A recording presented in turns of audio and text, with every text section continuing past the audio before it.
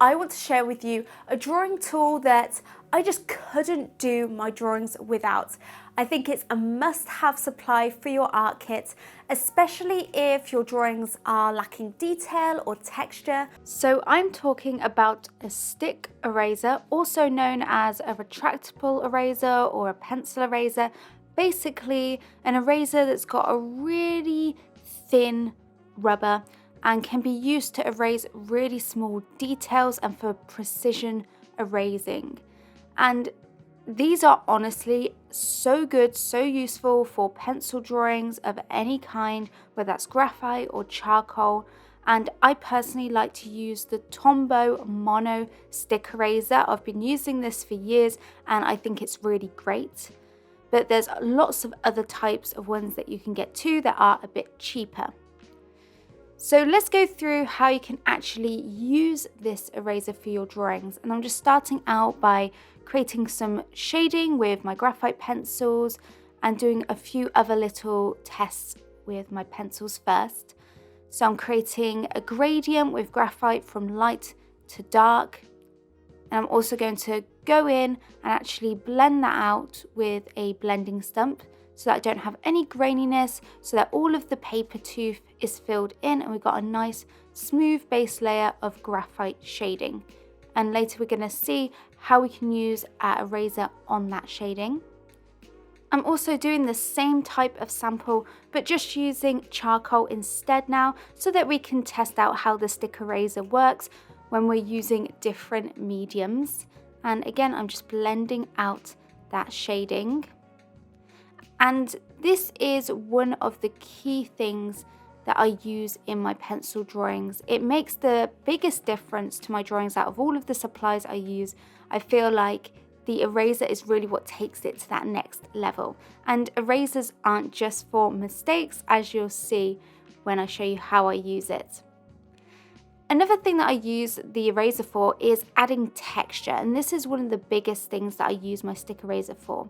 So I'm also doing just a sample of hair with my graphite pencils and also using a charcoal pencil to darken up the darker values in this study. And I'll show you how I will add texture to this lock of hair using the eraser and how it can make a massive difference to your work, to take things from looking really smooth to having a lot of texture. So let's first go back to our graphite shading, and graphite is probably the easiest medium to use this stick eraser with because it pulls up graphite so easily, and you can get back to the white of the paper very easily with a stick eraser. Whereas with charcoal, it's a little bit harder. You can get those highlights and it will lift up a decent amount of it, but it won't pull up quite as much as it does with the graphite here. And you can see that because the eraser is so thin, you can get really fine details, you can erase really fine lines, which makes it really useful if, for example, you are drawing a portrait and you want to add a sparkly highlight to an eye or brighten up the waterline a little bit. With a massive chunky eraser, it can be really hard to pull up those tiny details, those tiny highlights, but with a stick eraser it's super easy. And those are the differences between just a good drawing and a great drawing. As you can see with the charcoal sample, it pulls it up quite a lot, but it doesn't quite get back to the white of the paper as much as the graphite does. And with the hair study, you can just see how much texture you can get really quickly using this stick eraser, just by adding in a few lines going in the direction the hair's going in and using it to add a few flyaway hairs like I'm doing now. You can see that it just adds a lot more movement and motion to the hair and just makes it look a lot more dynamic and realistic. And it's just great because you don't have to try and work around all of those little flyaway hairs when you're doing the shading process. You can just shade in the whole area and then pull up a few tiny individual hairs afterwards with the eraser. So I'm just going to go through one more little example here where I'm actually going to create a brick texture. And I'm starting by adding a base layer of graphite, blending it out with the blending stump. I then go in and add a bit of detail and texture with a darker graphite pencil. And I normally leave adding the highlights and using the eraser as the final step in my drawing process. I'll always build up some foundation shading first, blend it out, and then add some details with a darker pencil, and then go in with this stick eraser to pull up the highlights and to add texture with it as the final step. Because if you pull up some highlights with the eraser and then try and blend over the top or add more shading, then you can easily lose those highlights and shade over them again. So I like to leave it as the final step because it helps make sure that you are keeping those highlights as bright as possible and you don't accidentally smudge back over them and darken them back up if you was to do this in the middle of the shading process. And you can see I'm just using little dots and lines to create those different textures in the brick, to create that bumpy look and to add in all of those different values that you need in order to make a drawing pop and look realistic. But if you do notice after adding some highlights and details with the eraser that you do actually need to go a little bit darker with some of the shadows, it is okay to go in with your pencils again and with some darker grade pencils and actually add in those darker shades, and then you can go back in with the eraser to pull up any of the highlights that do get a little bit darker through the process of going back in with your pencils. So it is okay if you do think, oh no, I need to go back in with my pencils, I do actually need to darken up this area or this area. It is okay to go back in, add some shadows, some darker details, and then if you do need to brighten back up some of those highlights, you can go back in again with your eraser just to clean up and brighten up some of those highlights. And you may actually want to use the eraser to create texture in your drawings, but you may not want that texture to be highlights or bright white. So you can use the eraser to add texture and then go back in and actually purposefully blend over the top of it to create a more darker, softer look to your texture. Finding the problems with your drawings and knowing how to fix them is a key part of improving your drawings. And if you just feel stuck with how to improve your art, then I recommend checking out my free guide, 10 Steps to Better Artwork, where I go through the step-by-step process you can take to start seeing improvement in your art really fast. So I'll leave a link to that guide at the top of the description. But let's get into the drawing demonstration, and I'm going to show you now how you can use your stick eraser on an actual drawing. I'm going to go through the exact step-by-step process that I use when I'm incorporating the stick eraser into my drawings, when I'm using them to add highlights and texture. And I'm actually going to demonstrate this technique by drawing a close-up of a horse's eye. And I'm going to be using my graphite pencils as well as some charcoal as well. I'm starting out by sketching the main structures of the horse's eye and the structure of the face around that eye.